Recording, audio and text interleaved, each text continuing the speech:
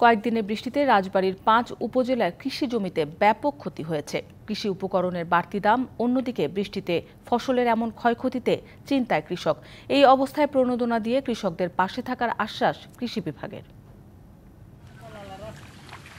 রাজবাড়ীতে কয়েকদিনের বৃষ্টিতে ৫ উপজেলার রোপা আমন, মাসকলাই ডাল, আগাম শীতকালীন সবজির ব্যাপক ক্ষতি হয়েছে। এমন দৃশ্য জেলার রাজবাড়ীর ৫ উপজেলার বিভিন্ন মাঠ জুড়ে।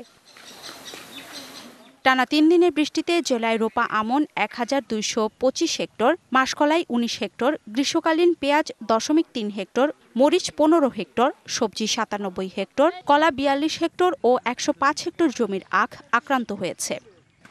জমি থেকে পানি নেমে গেলেও রোদ ওঠার সাথে সাথে দেখা দিয়েছে পচনের শঙ্কা। ধান তলাইছে, কচু গাছ তলাইছে, অনেক শাক সবজি।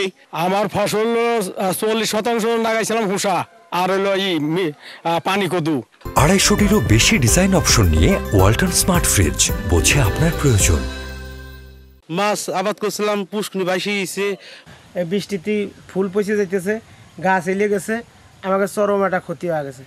বৃষ্টির পানি মাঠ থেকে খালে ও নদীতে প্রবাহিত না হওয়ায় বাড়ছে ক্ষয়ক্ষতি। এই পানি যদি না সরে এখান থেকে, তাহলে আমাদের এই ফসল জন্মানোর মতো কোনো ক্যাপাসিটি নাই। যে পানিটা বাড়া যায় যে আপনারই হবে, সেই মতন কোনো কাজ বাজ হয় না। দুইবার বৃষ্টিতে দুইবার ধান লাগাইছি, তাও ধানের ক্ষতি হচ্ছে। আমাদের এটা স্থায়ী সমাধান চাই। এমন পরিস্থিতিতে আর্থিক প্রণোদনা দিয়ে কৃষকের পাশে থাকার আশ্বাস কৃষি বিভাগের।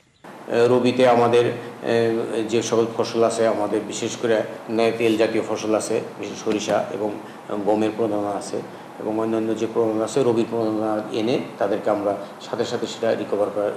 রাজবাড়ীতে ৫৫,৮৩০ হেক্টর আবাদি জমির মধ্যে ১,৫১১ হেক্টর ফসলি জমি ক্ষতিগ্রস্ত হয়েছে বলে জানাচ্ছে কৃষি বিভাগ।